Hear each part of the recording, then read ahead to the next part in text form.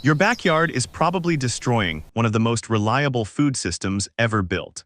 Not on purpose, but the mowing, the spraying, the pulling, and the paving that most homeowners treat as basic maintenance has been quietly wiping out exactly the plants that indigenous peoples across North America spent thousands of years selecting, cultivating, and depending on for complete food security. These are not weeds. They are not accidents. They are survivors of a food culture that operated without grocery stores, without refrigeration, without supply chains, for longer than recorded history can track. And the wild, productive, nearly indestructible plants they centered that system around are still out there. Growing in your fence line, coming up through your gravel, getting sprayed in your neighbor's yard right now. I'm going to show you 10 of them. And by the end of this video, I think you're going to look at your backyard very differently. Don't skip plant number 7. That one has a history that most people have never heard. And once you understand what it can actually do for a food garden, you will not believe nobody is talking about it. Eastern red elderberry and black elderberry. The first pharmacy and the first pantry. Long before anyone called it a superfood, elderberry was infrastructure. The Iroquois, Potawatomi, and Cherokee all used both the black elderberry Sambucus canadensis and its close relative across different regions as a food source, a medicine source, and a material source simultaneously. The berries were dried and stored for winter. The flowers were eaten fresh or steeped. The hollow stems were used to make tools and fire-starting equipment. This was not a plant people foraged when nothing better was available. It was something they managed, relocated, and protected. Here is what those berries actually contain. 100 grams of black elderberry gives you roughly 73 calories, 7 grams of fiber, and more vitamin C than a raw tomato. The anthocyanin content, the dark pigment responsible for the berry's color, is among the highest of any fruit that grows in a temperate North American climate. European clinical trials published in the journal Nutritious in 2016 found that elderberry extract reduced influenza duration by an average of 4 days in confirmed flu cases. This is not folk medicine. This is pharmacology that folk practitioners worked out several thousand years ahead of the researchers. A mature elderberry shrub produces 12 to 15 pounds of berries per year. Plant 3 for cross-pollination, and you're looking at 35 to 45 pounds annually, from something that asks almost nothing from you. It tolerates wet soil, clay soil, partial shade, and full neglect. It starts producing in year 2. Most backyards contain the soil conditions elderberry loves. Most homeowners pull it out because it doesn't look like something they planted. The forgotten fruit that feeds itself. If you live east of the Mississippi River, the pawpaw Asimina triloba is native to your region. George Washington grew it at Mount Vernon. Lewis and Clark ate it during their expedition when food ran low. The Shawnee cultivated it extensively and traded it across a wide territory. The flavor is genuinely extraordinary. Ripe pawpaw tastes like a banana and a mango collided somewhere tropical, then decided to grow in Ohio. The flesh is dense and custard-like, with a caloric density unusual for a fresh temperate fruit. Per 100 grams you get about 80 calories, more protein than an apple or a peach at roughly 1.6 grams. Meaningful amounts of magnesium, potassium, and iron, and a concentration of acetogenins, compounds that have drawn serious attention from cancer researchers since the 1990s. A mature tree produces 25 to 50 pounds of fruit per year once established. Plant 3 or 4 for cross-pollination, and you can expect 75 to 200 pounds every fall with zero input once the trees are established. The pawpaw has no serious pest pressure. No commercial spray program exists for it because no commercial growing system exists for it. The reason no commercial system exists for it is that the fruit softens and deteriorates within 3 to 5 days of peak ripeness. You cannot cold chain it. You cannot pick it early and ripen it in a warehouse. It simply refuses to fit the industrial produce model, which means it also refuses to be available to you unless you grow it. Plant a small grove in partial shade with decent moisture. Do nothing else. Come back in 4 years. The spring green that fed a continent. Ramps are wild leeks. They grow in dense, low-lying woodland patches across eastern North America, and indigenous communities from the Cherokee to the Ojibwe to the Haudenosaunee treated spring ramp emergence as a food event. After a winter of stored and preserved food, Ramps arriving in March and April meant fresh greens. And a hit of sulfur compounds the body had been without for months. Per 100 grams, ramps deliver vitamins A and C, meaningful amounts of iron, and manganese and the same organosulfur compounds found in garlic and onions that have been associated with cardiovascular benefits in population studies going back decades. They taste like a garlic-onion hybrid with a grassy freshness that no cultivated allium quite replicates. You can grow ramps deliberately. They prefer rich, moist, deciduous woodland soil with dappled shade. They are slow to establish from seed, taking 5 to 7 years to form a productive patch. But once established, they spread reliably through offsets and self-seeding and will produce indefinitely. A ramp patch in the right spot in a backyard under a canopy of established trees essentially runs itself. Early spring harvest of outer leaves lets the plants continue growing and spreading without being depleted. The Cherokee name for ramps translates approximately to strong-smelling spring plant. That is a very efficient description. The perennial protein vine that colonists survived on. This one deserves a longer story because most people have never heard of it. And the history makes the current neglect almost hard to believe. Groundnut, also called hopnus or Indian potato, is a nitrogen-fixing climbing vine native to eastern North America. The Wampanoag, Delaware, and numerous other nations cultivated it extensively.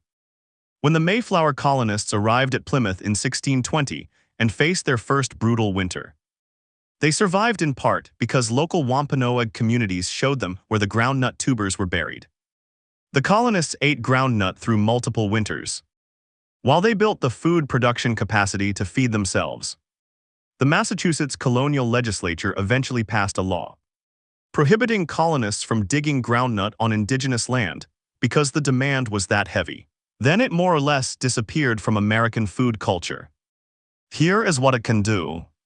Groundnut produces small, walnut-sized tubers along underground rhizomes, with a yield that improves dramatically each year.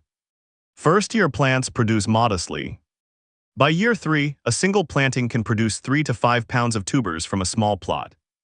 And the yield increases each subsequent year as the rhizome network expands. The tubers contain roughly 3 times the protein of a potato per gram. They have a nutty, slightly sweet flavor that holds up to roasting, boiling, or drying.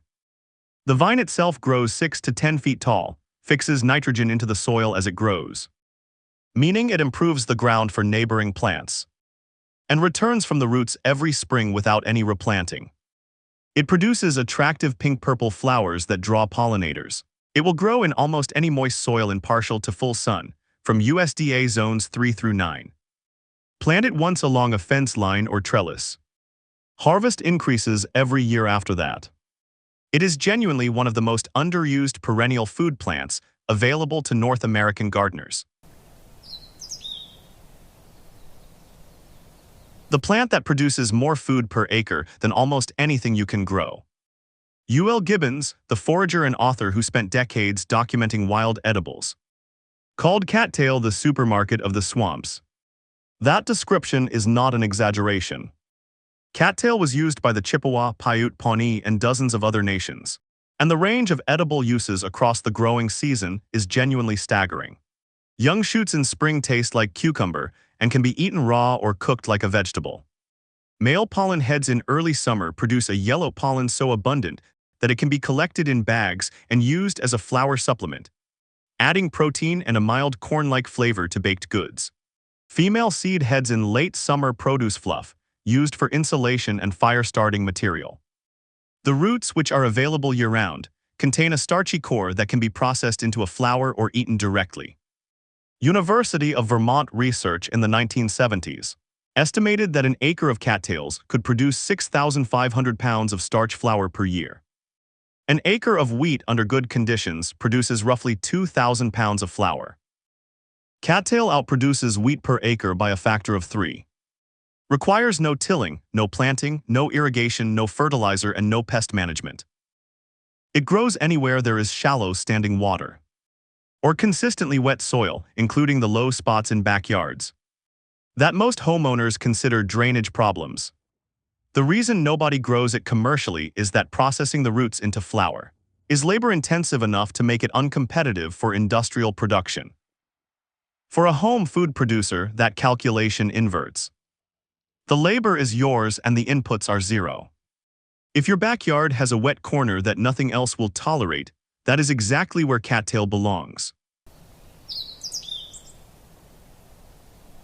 The most nutritious green anyone is actively spraying. Stinging nettle is one of the most nutritionally dense leafy greens available in a temperate climate. Per 100 grams of cooked leaves, you get approximately 42 calories. 6.9 grams of protein, higher than spinach at 2.9 grams. 498 milligrams of calcium, more than milk on a per-calorie basis. 2,900 micrograms of beta-carotene. 57 milligrams of vitamin C, and significant amounts of iron, magnesium, potassium, and vitamin K.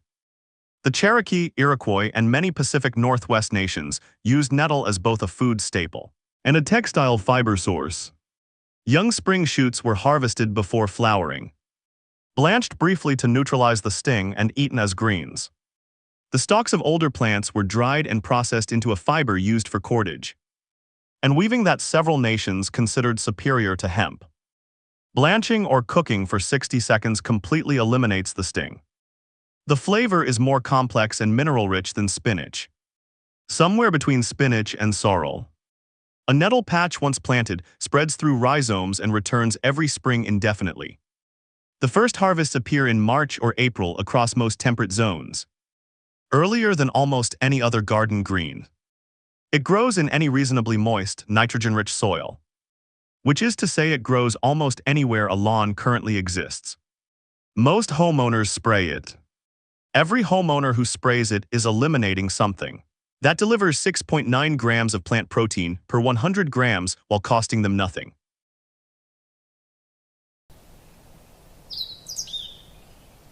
The self-seeding food factory almost no one knows about.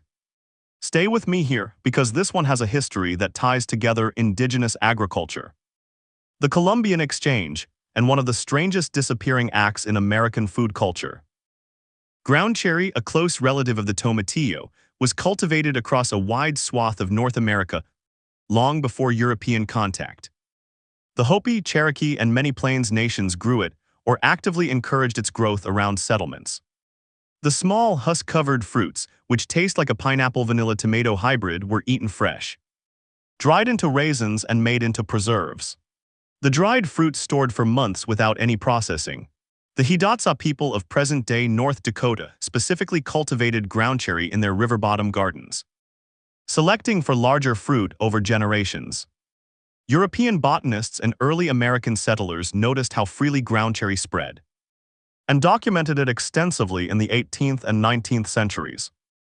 Garden manuals from the 1800s mention it as a reliable crop. Then it dropped out of American food culture almost entirely in the 20th century, as industrial tomato production standardized the garden and the ground cherry's loose, papery husk made it a poor fit for supermarket display. Here is what a ground cherry plant actually does in a garden. It grows 2 to 3 feet tall, requires no staking, tolerates heat and drought far better than a tomato.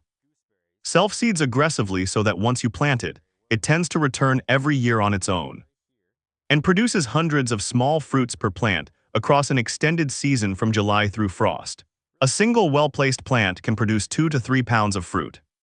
A small patch of 5 or 6 plants can produce 15 or more pounds with no care beyond initial planting. The fruits stay fresh inside their papery husks for weeks after harvest. Dried, they keep for months.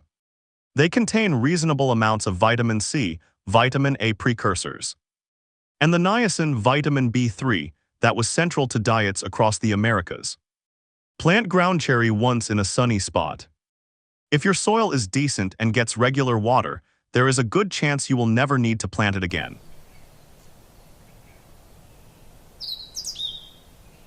The nut that fed the eastern woodlands. The eastern woodlands of North America contained extensive hazelnut thickets before European settlement, and they were not purely wilds. Archaeological evidence and early European accounts both document that indigenous communities, including the Ojibwe and the Potawatomi, Actively managed hazelnut stands through selective cutting and intentional burning, practices that encourage the plants to regenerate vigorously and produce more nuts. American hazelnut, Corylus americana, is a native shrub that grows 4 to 10 feet tall. Female plants produce clusters of small, intensely flavored nuts in thin shells beginning in year 2 to 3 from planting. A mature, well-managed shrub can produce 4 to 8 pounds of nuts per year. A small hedge of 5 or 6 shrubs can produce 20 to 40 pounds. The nutritional case is straightforward. 100 grams of hazelnuts contains roughly 628 calories, 15 grams of protein, 60 grams of fat, primarily monounsaturated, substantial vitamin E, manganese, copper, and thiamine. The caloric density means that even a modest harvest represents a serious contribution to a family's food supply. Dried hazelnuts in their shells store for 12 months or more without refrigeration. American hazelnut is cold hardy to USDA Zone 4. Tolerates a wide range of soils including clay, grows in both full sun and partial shade, and has no serious pest or disease problems in a home garden setting. It spreads slowly through suckers, meaning a single planting gradually expands into a productive thicket over time. It is also genuinely beautiful in a backyard setting. Catkins appear in late winter as one of the first signs of the season. The foliage turns deep red-orange in fall, and the plant provides significant wildlife habitat. You are not sacrificing aesthetics for production. You are getting both.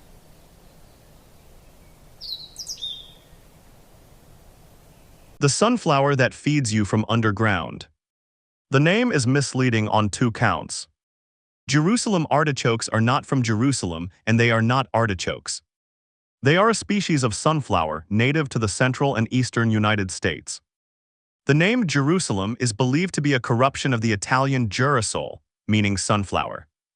The name artichoke was applied by European explorers who thought the taste of the tubers resembled artichoke hearts. What they actually are is a perennial sunflower that produces underground tubers the way a potato produces underground tubers, except that it does this every year without being replanted, spreads aggressively through rhizomes, grows 6 to 10 feet tall with bright yellow flowers that feed pollinators, and thrives in marginal soil conditions that would discourage a potato entirely. The Haudenosaunee, Illinois, and several other nations cultivated Jerusalem artichoke extensively. Samuel de Champlain encountered it in indigenous gardens in Cape Cod in 1605, and brought it back to Europe, where it became a common food before gradually being displaced by the potato. The tubers contain inulin rather than starch, which means they do not cause a blood sugar spike the way most root vegetables do. For anyone managing blood sugar, this is significant. The inulin also feeds beneficial gut bacteria. A small caveat, inulin ferments in the digestive tract and can cause significant gas in people who eat large amounts without being accustomed to it. Start with small portions and build up. Yield is the other thing to understand. A single planting of Jerusalem artichoke can produce 7 to 10 pounds of tubers per plant in good conditions. The same patch left in place produces year after year while gradually expanding. The management challenge is containment, not production. If you want them to stay in one area, plant them with a buried barrier or in a raised bed. If you have a neglected corner where nothing else is growing, plant them and simply harvest from the expanding edge each fall. The tree most homeowners consider a problem.